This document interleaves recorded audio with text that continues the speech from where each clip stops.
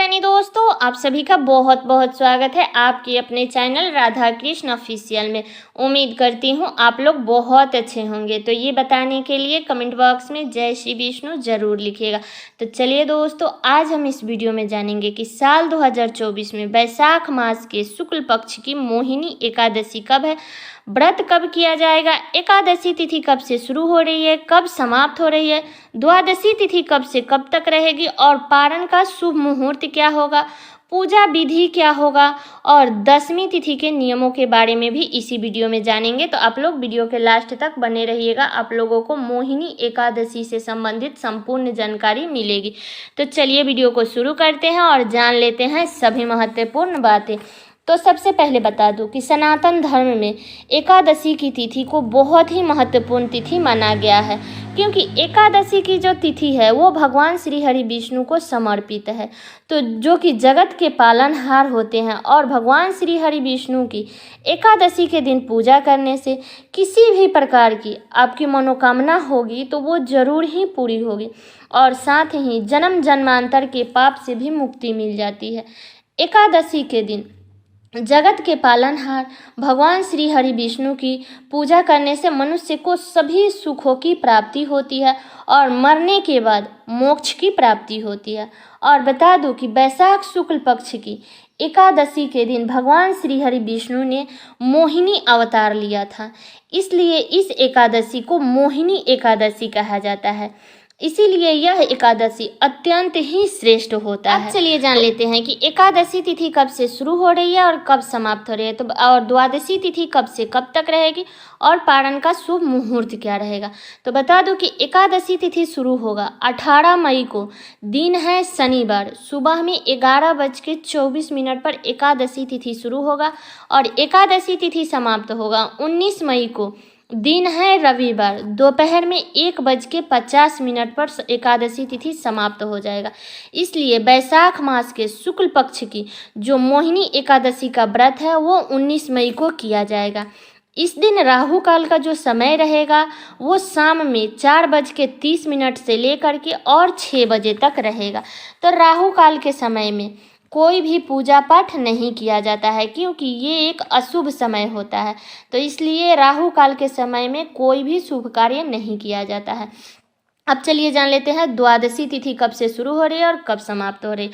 तो द्वादशी तिथि शुरू होगा 19 मई को, दिन है रविवार, दोपहर में 1:51 पर द्वादशी तिथि शुरू होगा और द्वादशी तिथि समाप्त होगा 20 मई को, दिन है सोमवार, दोपहर में 3:59 पर द्वादशी तिथि समाप्त हो जाएगा। और एकादशी का जो पारण का जो शुभ मुहूर्त रहेगा वो 20 मई को सोमवार के दिन सुबह में 5:47 से लेकर के और 8:45 तक रहेगा। तो ध्यान रखें कि एकादशी के पारण हमेशा शुभ मुहूर्त में ही करना चाहिए, इसलिए पारण जब भी करें तो शुभ मुहूर्त में करें, क्योंकि जितना महत्व एकादशी का व्रत करना रहता है उतना ही महत्व एकादशी के पारण का भी होता है। तो जो लोग एकादशी का व्रत करते हैं वो दशमी तिथि से ही अपने नियमों का पालन करेंगे। तो दशमी तिथि को बिल्कुल एकदम शुद्ध सात्विक भोजन करना चाहिए। लहसुन, प्याज, मांस, मदिरा, मसूर का दाल, चावल, साग, मूली, गाजर, इन सब चीज़ों का सेवन नहीं करना चाहिए। और दशमी तिथि के दिन रात्रि में भोजन भी नहीं किया जाता है। ब्रह्मचर्य का पालन करें, दशमी तिथि से ही हो सके तो भूमि पर शयन करें।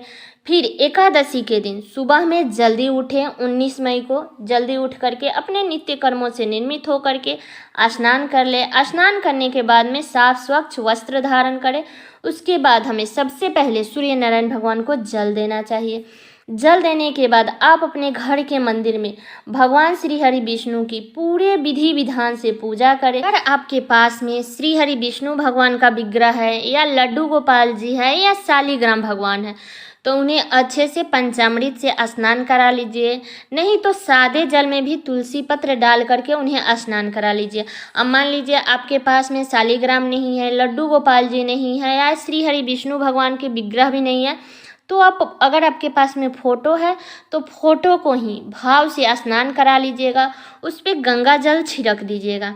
इसके बाद एक चौकी बिछा करके और चौकी पे लाल या पीले कलर का वस्त्र डाल दीजिएगा। ऐसे पीला कलर ही डाला जाता है क्योंकि भगवान श्री हरि विष्णु को पीला रंग अति प्रिय है, तो इसलिए उस चौकी पे पीले रंग का वस्त्र डाल दे। उसके बाद भगवान श्री हरि विष्णु की फोटो है तो उसको स्थापित कर दे, और नहीं तो अगर आपके पास में मूर्ति है तो उनको स्थापित कर दीजिए।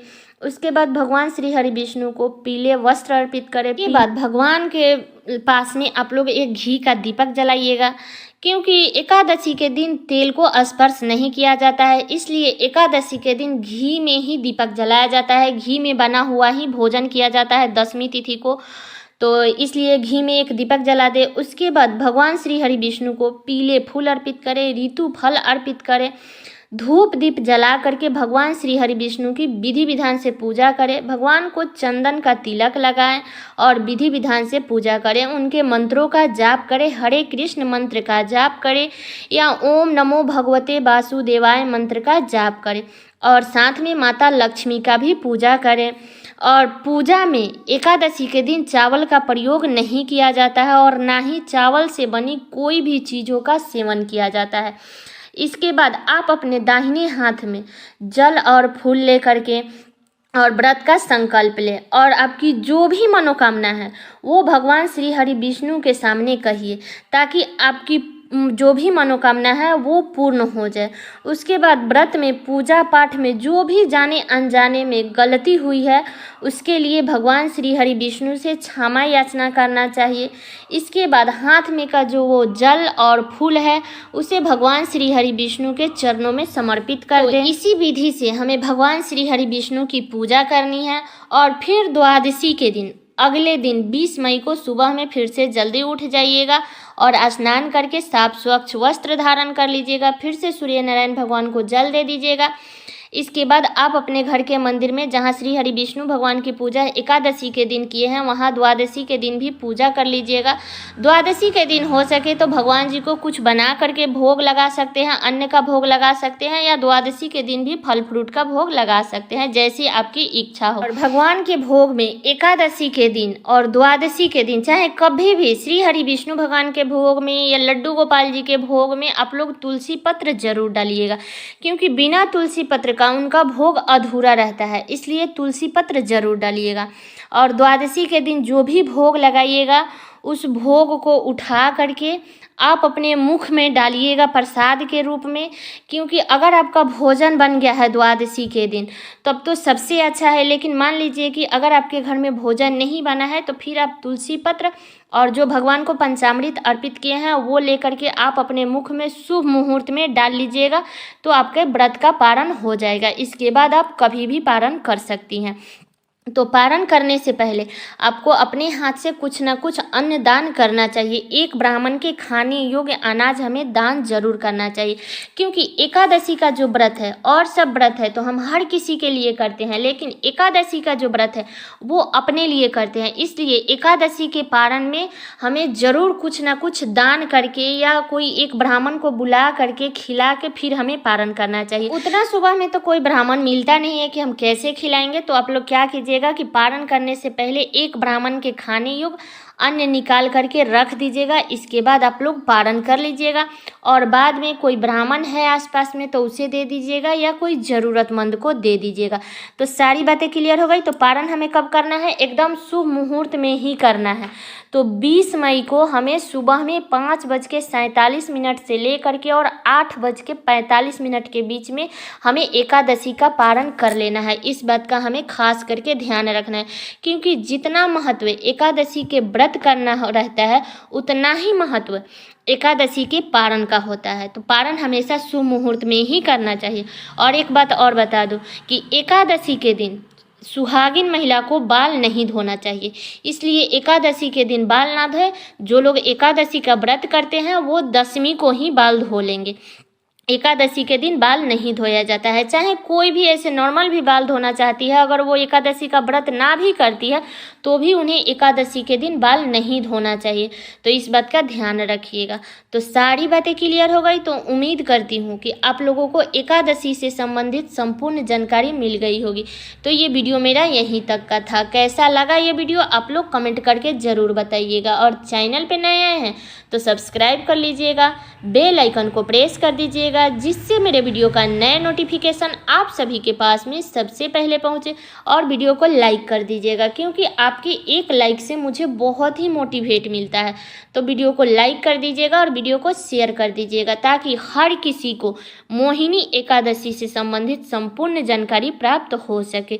तो चलिए दोस्तों, मिलती हूँ अगले वीडियो में किसी नए वीडियो के साथ में। तब तक के लिए नमस्कार।